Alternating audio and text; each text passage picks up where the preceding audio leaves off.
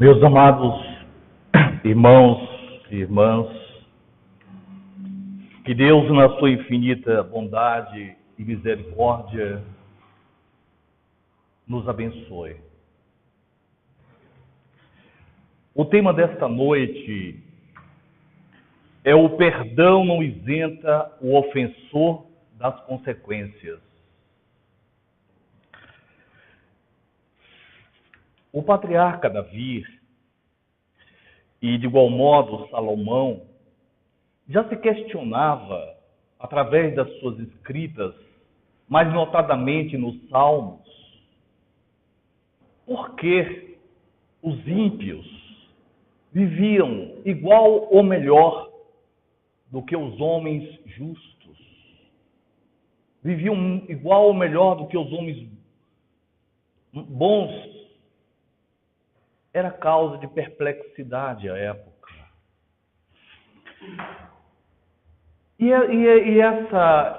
Esse questionamento tem respostas.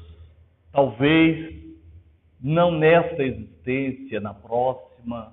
As consequências sempre advirão dos nossos atos. Sempre ocorrerão as consequências dos nossos atos, gestos, condutas e atitudes. O profeta menor Miqueias afirmava em tempos remotos que Deus é justiça. O apóstolo João, lá na ilha de Patmos, nos deixou o legado ao afirmar que Deus é amor. Moisés, por sua vez, como juiz,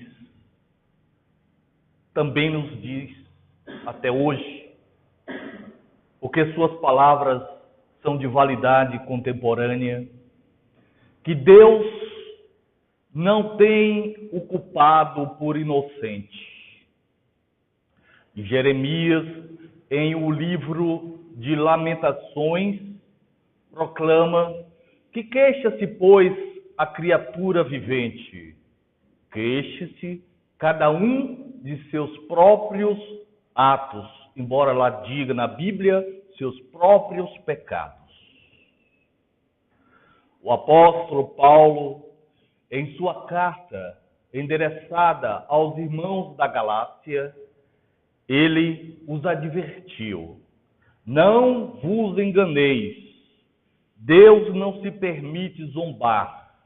Portanto, tudo o que o ser humano semear, isso também colherá. Gálatas, capítulo 6, versículo 7.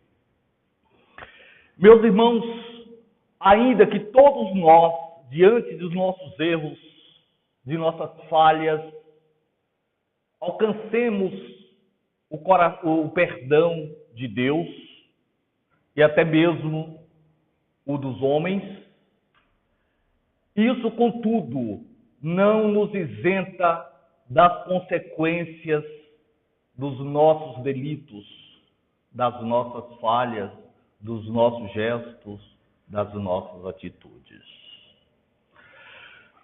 Muitas das vezes, não basta apenas o arrependimento. É necessário, sobretudo, a reparação.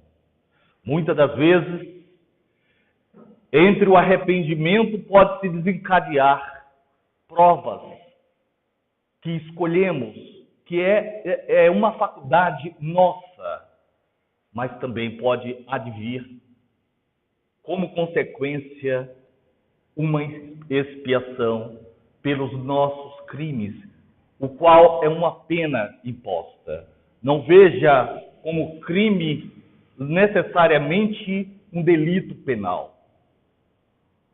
O padre Antônio Vieira, no Sermão do Mandato, se referia à ingratidão como um delito, como um crime, embora aos olhos dos homens não sejam. Emmanuel, em O Consolador, psicografado o Chico Xavier, nos esclarece melhor acerca da provação e da expiação.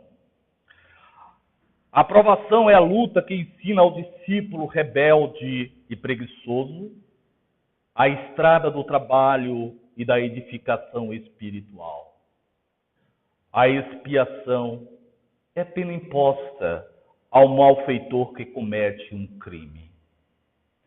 Por isso, afirmávamos há pouco que a aprovação é uma faculdade daquele irmão atormentado pela consciência, o estado consciencial daí do inferno ou do céu, que ele pede, encarece por uma nova oportunidade por meio da reencarnação, a fim de se expurgar daqueles erros, daquelas provas anteriores nas quais ele falhou. Outras vezes, a sua reencarnação é compulsória, a fim de ele, perante a divindade, simplesmente purgar também os seus delitos, os seus crimes. Meus irmãos, dentro dessa perspectiva, podemos afirmar que ninguém, absolutamente ninguém, perante a justiça divina, é soberano. O mesmo apóstolo Paulo escreveu também aos Gálatas e os afirmou: Deus não faz acepção de pessoas. Todos nós, cristãos, gentios, judaístas, islamitas, a todos Deus ama. A todos Deus perdoa. A todos Deus proporciona uma oportunidade de soerguimento espiritual e moral. Por isso, vou lhes contar, dentro deste contexto, alguns episódios que ocorreram entre nós. No capítulo 27, versículo 24 a 26 do evangelista Mateus, conta-nos: percebendo Pilatos que não conseguia demover o povo, mas, ao contrário, um princípio de tumulto já era visível, ordenou que lhe trouxessem água. Lavou as mãos diante da multidão e exclamou: estou inocente do sangue deste homem justo. Esta é uma questão vossa, referindo-se aos judeus. E todo o povo respondeu: caia sobre nossas cabeças o seu sangue e sobre nossos filhos. Diante disso, Pilatos soltou-lhes Barrabás, mandou que Jesus fosse flagelado e o entregou para ser crucificado. Jesus, então, é humilhado e agredido. Imaginem, meus irmãos, que Cláudia Prócula, à época, esposa de Pôncio Pilatos, na noite anterior teve um sonho com Jesus e fez-o transmitir a Pôncio Pilatos que aquele homem justo e bom era inocente e que o libertasse. Ele, por sua vez, como governador, dispunha de autoridade suficiente dentro das suas atribuições legais para conceder a liberdade a Jesus Cristo. E, sobretudo, evitar a sua morte de cruz. contudo, não o fez. Meus irmãos, quando Jesus, já crucificado, diante daquele povo, daquele espetáculo circense, dos seus algozes, dos seus carrascos, ainda assim, diz-nos o evangelista Lucas, que Jesus clamou: Pai, perdoa-lhes, porque não sabem o que fazem. Obviamente que naquele momento, muitos daqueles possivelmente não se arrependeu dos seus atos, das suas atitudes. Embora o arrependimento seja o primeiro passo ao reconhecimento dos erros e da predisposição a se modificar, a corrigir os rumos, não é um pressuposto necessário. E não é porque Jesus os perdoou, pediu pelo perdão a Deus Pai, que o concedeu a todos aqueles algozes e carrascos do governador do mundo, Jesus Cristo. E eu posso lhes dizer, Jesus os perdoou, Deus, ouvindo ao seu Filho, também os perdoou. De certo que sim, meus irmãos. Mas o perdão não os isentou das consequências daqueles atos injustos, daquelas atitudes vis contra o homem justo e bom. É preciso ressaltar neste momento que nós, espíritas, não vemos a morte de Jesus como salvacionista da humanidade, mas que ele morreu e deixou um legado de transformação moral para que todos aqueles que o viram, o seguiram, e todos aqueles que leram ou leem o seu evangelho das boas novas, possam se modificar, possam se corrigir na sua caminhada evolutiva no orbe terrestre. Governador Pôncio Pilatos, ele também cometeu um ato ofensivo, de natureza omissiva. Ele foi omisso. Todas as vezes que nós dispusermos de meios conducentes a impedir uma injustiça e não o fazemos, estamos pecando, errando, transgredindo por omissão. E assim incorreu o governador Pôncio Pilatos no delito da omissão. E, desde então, ele passou a sofrer as consequências, porque a justiça divina não existe soberano. Alcança a todos, indistintamente, sem nenhum traço discriminatório. Ninguém escapa à justiça de Deus. E eu ouso lhes dizer, talvez sem a concordância dos senhores, que naquela época a justiça divina talvez até tardasse, mas hoje é online. É rapidinho. Apesar da redundância, mas é verdade verdadeira, meus irmãos. Conta-nos o escritor Joséfo e de igual modo o evangelista Lucas, no capítulo 13, versículo 1, que Joséfo, segundo Joséfo, que Pôncio Pilatos determinou uma severa repressão aos judeus, aos samaritanos no monte de Garizim. E em razão disso, muitos samaritanos se deslocaram para a Síria e lá estiveram, se entrevistaram com Hélio Vitélio, governador da Síria, e denunciaram a Pilatos.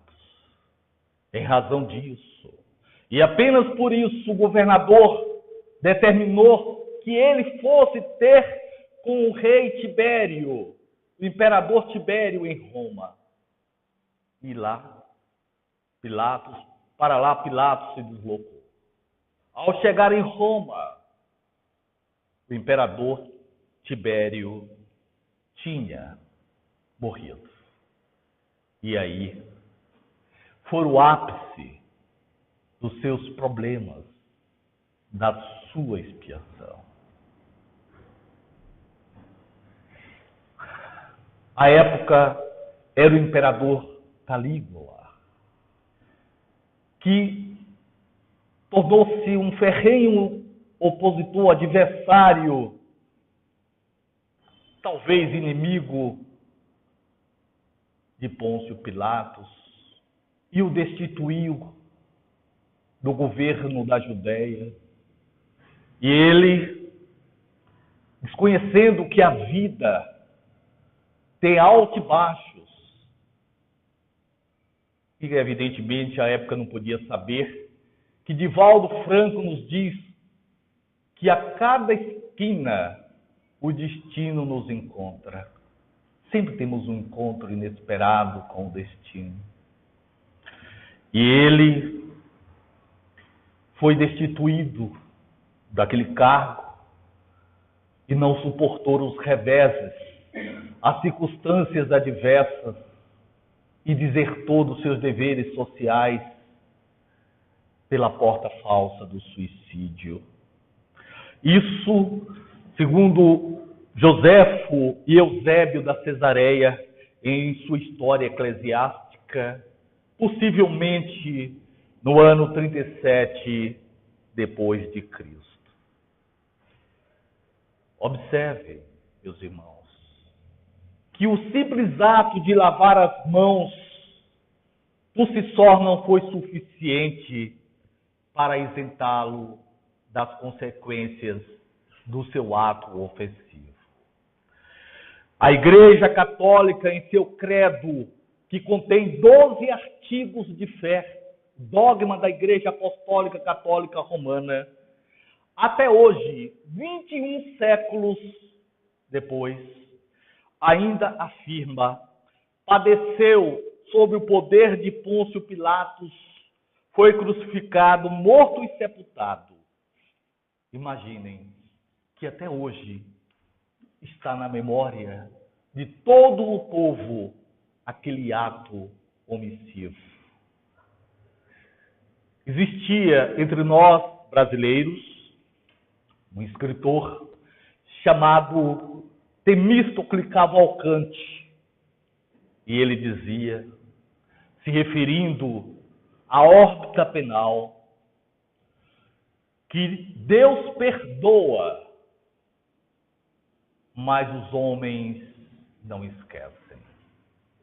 Embora Deus tenha perdoado a Pôncio Pilatos, atendendo, sobretudo, o pedido expresso do seu filho Jesus, não foi suficiente o perdão divino para isentá-lo das consequências. Porque Deus não tem o inocente ocupado por inocente.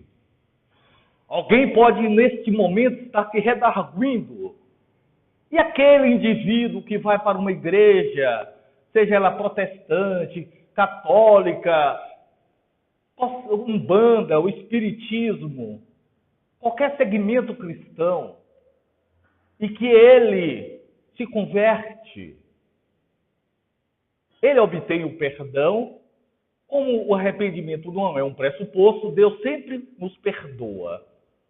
Mas aquele irmão que desviou, que trilhou os caminhos tortuosos, as veredas tortuosas, certamente que eles deverão assumir as consequências dos seus próprios atos. Por isso que Pilatos não foi e não podia ser, por óbvio, uma exceção. Também se deve observar que o povo judeu, e essas observações que eu trarei à tona, meus irmãos, não tem nenhum caráter de antissemitismo. Longe disso. Os judeus, os gentios, como dizia o apóstolo Paulo, Todos nós, cristãos, gentios, o que quer que sejamos, somos merecedores do amor, da misericórdia e da bondade divina. Os judeus, naquela época, o ano 33, 37 anos depois, o sangue daquele mártir de Jesus recaía sobre as suas cabeças e dos seus filhos. Era o ano de 70 depois de Cristo, e o general Tito sitia, cerca Jerusalém durante 4 meses aproximadamente, segundo conta-nos Joséfo. Naquela época, meus irmãos, morreram de fome aproximadamente 1.100.000 judeus.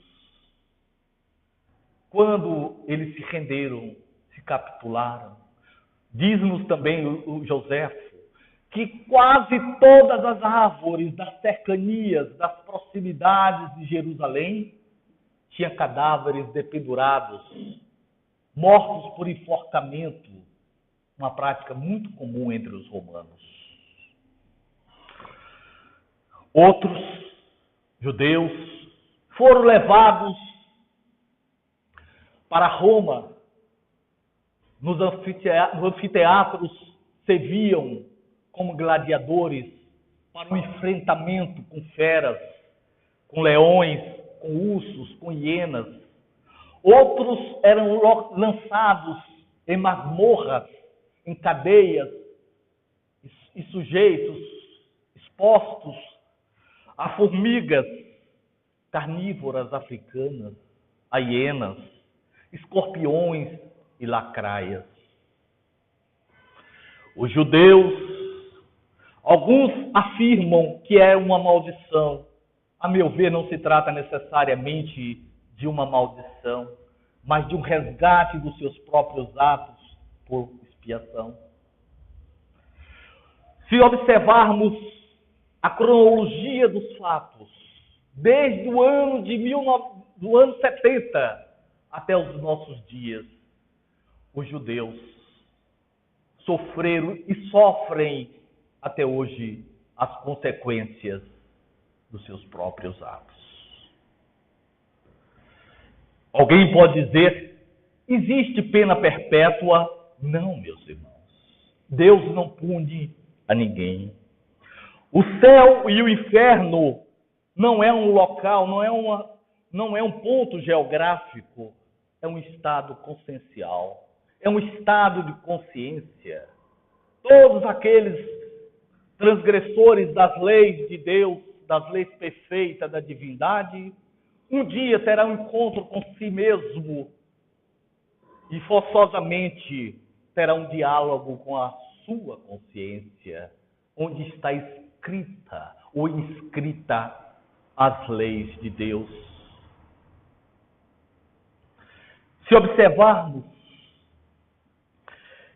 os judeus, no ano de 115, foram expulsos da ilha de Chipre. 640 a 873 foram forçados a se converter ao cristianismo. Sabemos que os judeus não admitem a existência messiânica de Jesus. Em 1009, mortos pelos cruzados alemães.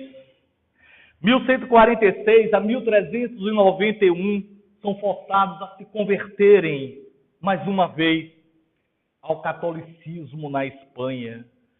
Em 1290, expulsos da Inglaterra. Em 1306, expulsos da França. Em 1355, foram massacrados aproximadamente 12.000 judeus pelos espanhóis. De 1349 a 1360, expulsos da Hungria. 1420, a população judaica de Tolosa é exterminada. 1421, foram expulsos da Áustria. 1492, mais uma vez foram expulsos da Áustria e 180 mil judeus também foram expulsos da Espanha. 1495, expulsos da Lituânia.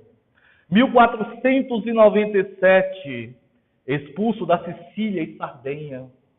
1516, massacrados na cidade de Lisboa. 1541, expulso do reino de Nápoles. 1648 a 1656, 200 mil judeus assassinados na Polônia. 1727 a 1747, expulsos da Rússia.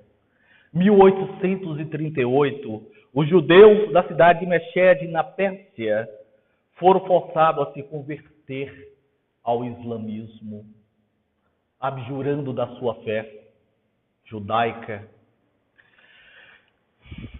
1882 a 1890, 750 mil judeus russos são obrigados a viver em guetos.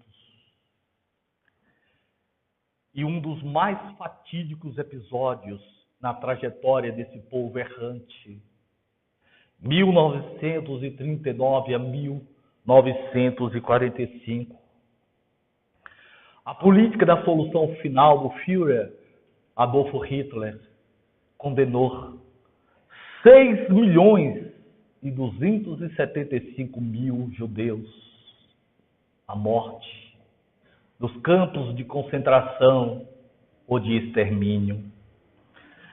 1941, a comunidade israelita é atacada em Bagdá, no Iraque.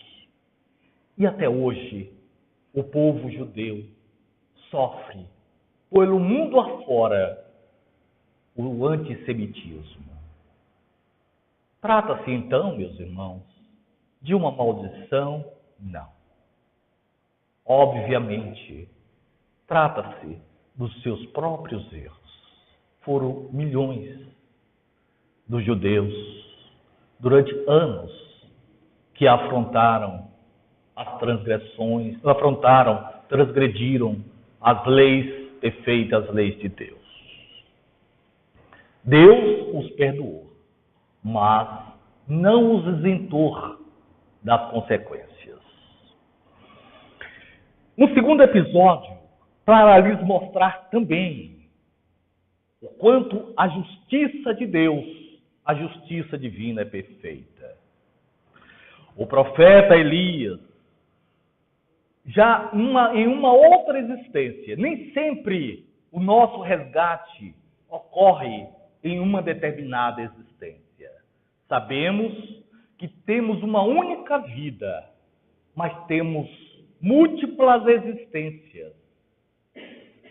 E o profeta Elias, em sua existência em Israel, servindo ao rei Acabe, lá existiam os profetas de Baal, que era um deus pagão. Eram 450 profetas.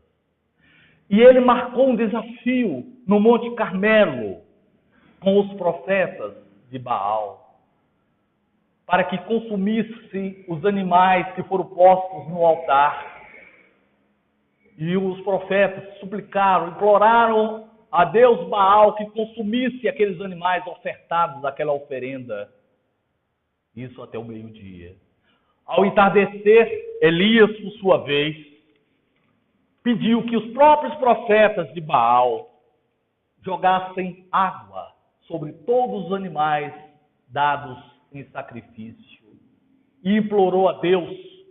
E aqueles animais sacrificados foram consumidos, segundo a Bíblia, por uma labareda de fogo.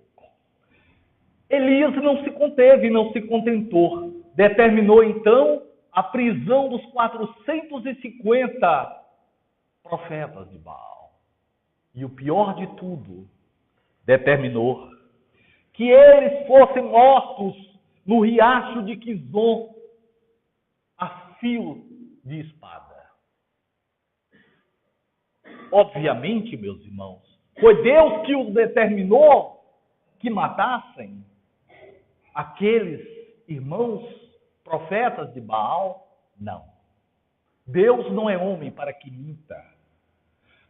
Deus, através do decálogo, no seu 5º mandamento, não matarás. Não poderia, por óbvio, que Deus se tornasse contraditório ao falar para Moisés, orientar que não houvesse morte entre nós, e depois determinasse a Elias que matasse 450 profetas de Baal. Obviamente que não foi Deus.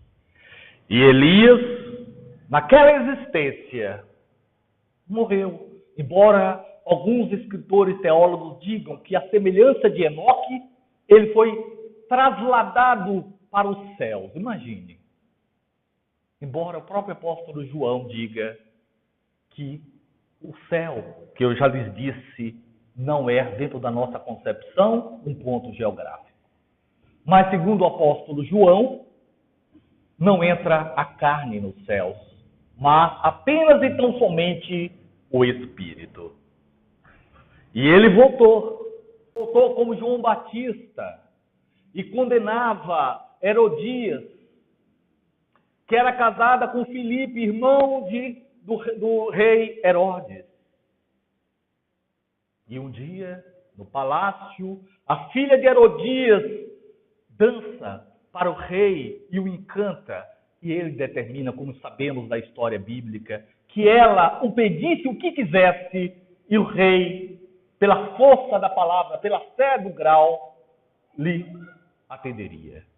E ela, obviamente, atendendo a sugestão previamente já mancomunada com sua mãe, a cabeça de João Batista, que se encontrava preso. Isso porque Herodias tinha ódio, porque a recriminava pela convivência marital com o rei Herodias, que era o seu próprio cunhado. Obviamente, irmão do seu marido Felipe.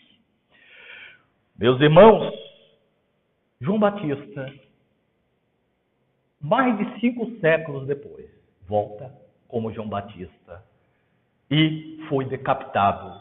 A semelhança dos 450 profetas de Baal lá no riacho de Quizon. E um terceiro episódio, meus irmãos. O apóstolo Paulo, diferente do profeta Elias, que expiou os seus erros, seus pecados, suas falhas, em uma outra existência, o apóstolo Paulo, a seu turno, expiou seus atos ofensivos, suas condutas transgressionais, na mesma existência terrena. Paulo foi cúmplice da morte do mártir Estevão em Jerusalém. Passado anos, ele se converte ao cristianismo e transforma de Saulo para Paulo, Paulo de Tarso. Por isso que paulatinamente, gradativamente, alguém se converte, vai modificando suas condutas, seus gestos e atitudes, aos poucos, paulatinamente. E Paulo, quando passou a pregar o evangelho das boas novas, foi preso lá em Listra e foi apedrejado e sentiu as dores, as consequências do apedrejamento. Mas imaginem, mesmo tendo se encontrado com Jesus a caminho de Damasco, mesmo tendo se convertido ao cristianismo, mesmo reconhecendo que o judaísmo não poderia ceder espaço ao cristianismo, como o cristianismo cede espaço ao brahmanismo, ao islamismo, e que todos nós somos irmãos, e por óbvio, o apóstolo Paulo implorou pelo perdão de Deus e o obteve, ele foi. Segundo historiadores, a Bíblia não nos narra tal fato. No ano 64 depois de Cristo, ele foi decapitado por ordem do imperador Nero. Ninguém, absolutamente ninguém é isento dos rigores da lei de Deus. Não importa quem quer que sejamos. Médicos, advogados, generais, professores. Isso aos olhos de Deus não tem nenhum valor. Nosso valor não é pelo que temos, mas pelo que somos. Então, meus irmãos, e como fazemos se cometermos um erro para com o próximo? É preciso, embora não seja um pressuposto necessário, que nos arrependamos do nosso erro, da nossa falha. E, se possível for, peçamos perdão ao ofendido. E se ele não nos perdoar, problema a partir dali não será nosso, será dele ou dela. Mas basta alcançar o perdão humano e divino? Não. É preciso que reparemos o erro.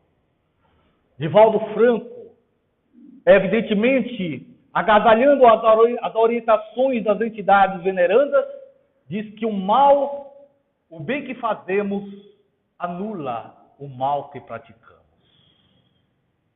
Então é preciso que reparemos em o céu e o inferno. O codificador Allan Kardec lança luzes a respeito do tema, quando explica que o arrependimento das faltas cometidas é o elemento-chave para liberar o espírito das provações dolorosas e das expiações. Arrependimento, expiação e reparação são as 3 condições necessárias para apagar os traços de uma falta e suas consequências. O arrependimento suaviza as dores da expiação, abrindo pela esperança o caminho da reabilitação.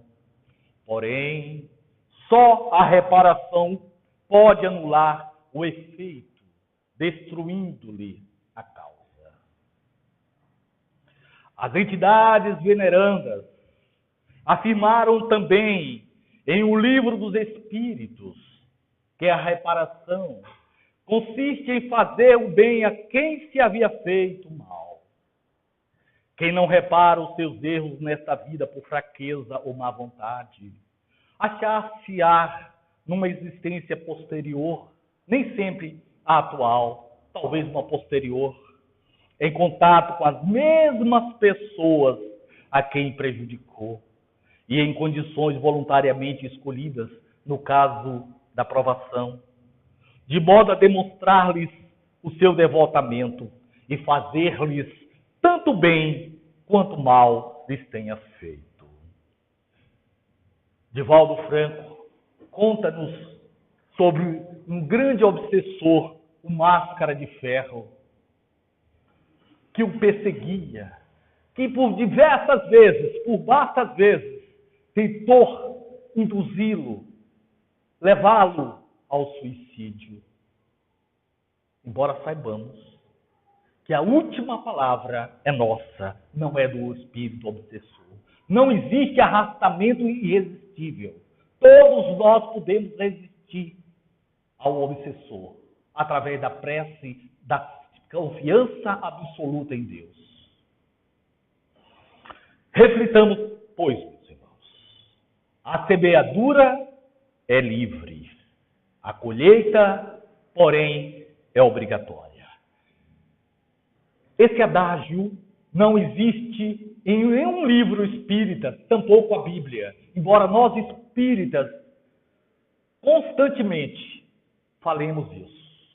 Mas, obviamente, extraído da conjuntura, de uma interpretação sistemática da Bíblia. A semeadura é livre, a colheita, porém, obrigatória. Não nos esqueçamos, sobretudo, Deus não faz acepção de pessoas. Ninguém é soberano perante a justiça divina. A culpa. A consciência de culpa é um dos algozes mais cruéis daquele que delinque, acompanhando o ser na vida, além da vida. Estabelece os mecanismos punitivos condizentes à gravidade do delito, a fim de purificar-se, resgatando a culpa mediante sofrimentos indescritíveis. A consciência de culpa não permite ao equivocado evadir-se da sua presença íncita nele próprio. Assoma aos primeiros instantes após a desencarnação, abrindo espaços a obsessões severas, nas quais as vítimas ressurgem com aspecto deplorável, seja mediante a imaginação, que elabora clichês de justiça, ou através da realidade, que vincula o endividado ao devedor, estabelecendo os vínculos da aflição sem término. Somente quando o ser descobre a necessidade da reparação, utilizando-se dos instrumentos do amor e da edificação íntima, é que luariza a paisagem lúgubre da consciência de culpa, dando lugar à honesta reabilitação propiciadora da paz. Elegemos para o nosso ministério de hoje os espíritos portadores de consciência culpada, por serem mais sofridos, mais carentes, batendo as portas de alguém que esteja ungido de compaixão para ajudá-los no trânsito difícil da sua reabilitação. E ao atendê-los, tenhamos todos em mente o ensinamento austero de Jesus, advertindo-nos: aquele que se encontra isento de culpas, atire a primeira pedra. Divaldo Franco, médium, ditado pelo Espírito João Cleófas no livro Suave Luz nas Sombras. Que Deus, em sua bondade e misericórdia, nos abençoe e nos conceda um retorno feliz aos nossos lares ao término destes trabalhos, e que lá, ao chegarmos, reflitamos a paz transcendental do Divino Mestre. Deus seja louvado.